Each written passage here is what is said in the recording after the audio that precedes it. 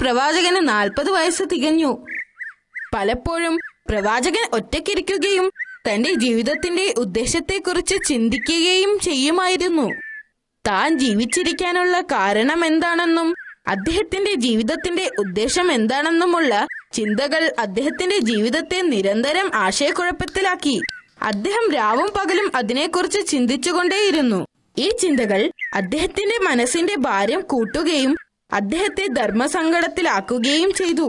കുറെ നാളുകളായി പ്രവാചകൻ മുഹമ്മദ് നബി മുസ്തഫ സല്ലല്ലാഹു അലൈഹി വസല്ലമ ഉറങ്ങുമ്പോൾ ഉറക്കത്തിൽ വളരെ വിചിത്രമായ സ്വപ്നങ്ങൾ കാണുകയും ശബ്ദങ്ങൾ കേൾക്കുകയും ചെയ്യുമായിരുന്നു. പ്രവാചകൻ തനിക്കുണ്ടായ അനുഭവം അദ്ദേഹത്തിന്റെ ഭാര്യ ഖദീജ റളിയല്ലാഹു അൻഹയോട് പറഞ്ഞപ്പോൾ ആ സ്വപ്നം അങ്ങേക്ക് ഉപദ്രവമുണ്ടാക്കില്ല എന്ന് പറഞ്ഞ് പ്രവാചകനെ ആശ്വസിപ്പിച്ചു. മുഹമ്മദ് നബി മുസ്തഫ സല്ലല്ലാഹു അലൈഹി വസല്ലമ കുറച്ചു നാളായി അദ്ദേഹം ഹിറാ പർവ്വതത്തിന്റെ ഗുഹയിൽ ഒറ്റയ്ക്കിരിക്കുകയാണ്. ഒരു ദിവസം രാത്രി പ്രവാചകൻ പതിവ് പോലെ ഹിറാ പർവ്വതത്തിലെ ഗുഹയിൽ ഇരിക്കുകയായിരുന്നു. അദ്ദേഹത്തിന്റെ മനസ്സാകെ അസ്വസ്ഥമായിരുന്നു. ആ രാത്രി അദ്ദേഹം അവിടെ ഒറ്റയ്ക്കിരുന്ന് അള്ളാഹുവിനോട് പ്രാർത്ഥിക്കുകയായിരുന്നു. പെട്ടെന്നാണ് ഒരു ദിവ്യ പ്രകാശത്തോടു കൂടിയുള്ള ഒരാളെ പ്രവാചകൻ കണ്ടത്. ആ മലക്ക് പതുക്കെ പ്രവാചകന്റെ അടുത്തേക്ക് വന്നു. അദ്ദേഹത്തോട് ഇങ്ങനെ പറഞ്ഞു, വായിക്കുക. എന്നാൽ മുഹമ്മദ് നബി മുസ്തഫ സല്ലല്ലാഹു അലൈഹി വസല്ലമക്ക് എഴുതാനും വായിക്കാനും അറിയില്ലായിരുന്നു. പ്രവാചകൻ വളരെ വിനയത്തോടുകൂടി മലക്കിനോട് മറുപടി പറഞ്ഞു, എനിക്ക് വായിക്കാൻ അറിയില്ല. ആ മലക്ക് തന്റെ കൈകൾ കൊണ്ട് നബിയെ ഇറുക്കി പിടിച്ചുകൊണ്ട് വീണ്ടും കൽപ്പിച്ചു, വായിക്കുക. പക്ഷേ പ്രവാചകൻ എങ്ങനെ വായിക്കാൻ കഴിയും? എനിക്ക് വായിക്കാൻ അറിയില്ല. അതേ ഉത്തരം വീണ്ടും ആവർത്തിച്ചു. മലക്ക് അദ്ദേഹത്തെ ആദ്യത്തേതിനേക്കാൾ ശക്തമായി കൂട്ടിപ്പിടിച്ചു. പ്രവാചകന് ശ്വാസം വിടാൻ പോലും പറ്റാത്ത വിധം മലക്ക് പ്രവാചകനെ ഇറുക്കി പിടിച്ചുകൊണ്ട് വീണ്ടും വായിക്കാൻ ആവശ്യപ്പെട്ടു. പ്രവാചകന് നന്നായി വേദനിക്കാൻ തുടങ്ങി. അദ്ദേഹത്തിന് വളരെയധികം പ്രയാസമുണ്ടായി.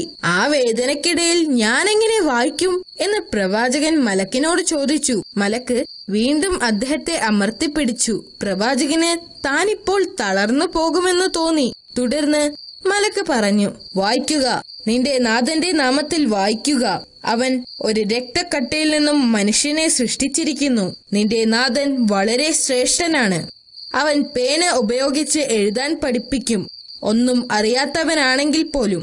പ്രവാചകൻ വിറക്കുന്ന ഹൃദയത്തോടുകൂടി ആ വാക്കുകൾ ആവർത്തിച്ചു. മലക്ക് അവിടെ നിന്ന് പോകുന്നതിന് മുൻപായി അദ്ദേഹത്തോട് പറഞ്ഞു, ഞാൻ ജിബ്രീൽ എന്ന മലക്കാണ്. പ്രവാചകന് താൻ അനുഭവിച്ച ആ സംഭവത്തിന്റെ അമ്പരപ്പിൽ വീട്ടിലേക്കോടി. വീട്ടിലെത്തിയ ഉടനെ തന്നെ ഖദീജ റളിയല്ലാഹു അൻഹയോട് എന്നെ ഒരു പുതപ്പിട്ട് മൂടുക എന്ന് പറഞ്ഞു.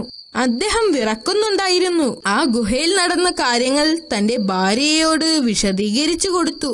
എല്ലാം പറഞ്ഞു കഴിഞ്ഞപ്പോൾ, ഞാൻ കള്ളം പറയുകയാണെന്ന് തോന്നുന്നുണ്ടോ? അങ്ങ് സത്യമാണ് പറയുന്നത്. അങ്ങ് സത്യസന്ധനും വിശ്വസ്തനുമാണ്. അങ്ങയുടെ ജനങ്ങളെ ഇതിലേക്ക് നയിക്കുക. അവർ മറുപടി പറഞ്ഞു. തുടർന്ന് ഖദീജ റളിയല്ലാഹു അൻഹ അക്കാലത്ത് ജീവിച്ചിരുന്ന ഒരു മഹത് വ്യക്തിയായ വറഖത്ത് ഇബ്നു നൗഫലിന്റെ അടുത്തേക്ക് ചെന്നു. അദ്ദേഹം ഒരു വൃദ്ധനും അന്ധനുമായിരുന്നു. അദ്ദേഹത്തിന് വേദങ്ങളെ കുറിച്ചെല്ലാം നല്ല അറിവുണ്ടായിരുന്നു.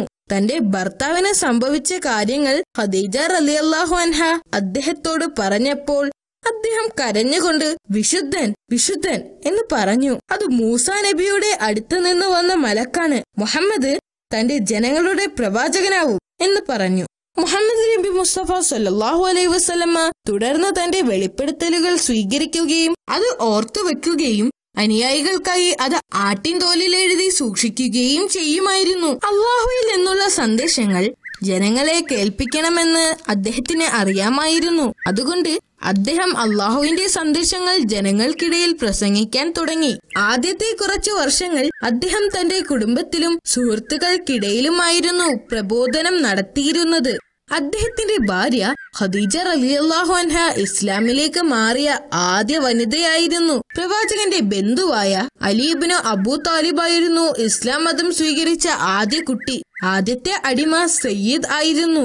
പ്രവാചകന്റെ സുഹൃത്തായ അബൂബക്കർ ഇബ്നു സിദ്ദീഖ് റളിയല്ലാഹു അൻഹു ആയിരുന്നു ഇസ്ലാം മതം സ്വീകരിച്ച ആദ്യ പുരുഷൻ. പ്രവാചകൻ അള്ളാഹുവിൽ നിന്നും ലഭിച്ചുകൊണ്ടിരുന്ന നിർദ്ദേശങ്ങൾ അദ്ദേഹം ജനങ്ങളിലേക്ക് എത്തിച്ചുകൊണ്ടേയിരുന്നു. ഈ സന്ദേശങ്ങൾ ജനങ്ങളിലേക്ക് എത്തിക്കുന്നതിനു വേണ്ടി അദ്ദേഹം കഠിന പ്രയത്നം ചെയ്തു. വിഗ്രഹങ്ങളെ ആരാധിക്കുന്നതിന്റെ വിഡ്ഢിത്തം അദ്ദേഹം ജനങ്ങളെ ബോധ്യപ്പെടുത്തി. പരിശുദ്ധമായ ഖുർആനിന്റെ മഹത്വത്തെക്കുറിച്ചും അദ്ദേഹം ജനങ്ങൾക്ക് പഠിപ്പിച്ചു കൊടുത്തു. അക്കാലത്ത് മക്കയിൽ വിവിധ തരം ഗോത്രക്കാരുണ്ടായിരുന്നു. അവരിൽ ഏറ്റവും ശക്തരായിരുന്നു ഖുറൈശികൾ. ആ ഗോത്രത്തിൽപ്പെട്ട ആളുകൾ പ്രവാചകൻ പറയുന്നതിനെ ഗൗരവമായി കണ്ടില്ല. എന്നാൽ കാലം കഴിയും തോറും കൂടുതൽ ആളുകൾ പ്രവാചകന്റെ അനുയായികളായി വന്നത് അവർ കണ്ടു.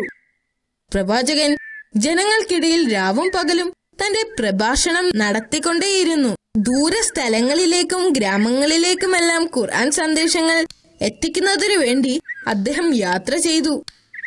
അതിന്റെ ഫലമായി ധാരാളം ആളുകൾ വിഗ്രഹാരാധന നിർത്തുകയും ഇസ്ലാമിലേക്ക് പരിവർത്തനം ചെയ്യുകയും ചെയ്തു. മുഹമ്മദ് നബി മുസ്തഫ സല്ലല്ലാഹു അലൈഹി വസല്ലമ വളരെ ദയാലുവായിരുന്നു, പ്രത്യേകിച്ച് പാവപ്പെട്ടവരോട്. അദ്ദേഹം വൃദ്ധരെയും യുവാക്കളെയും ദരിദ്രരെയും സമ്പന്നരെയും ഒരേപോലെ സ്നേഹിച്ചിരുന്നു.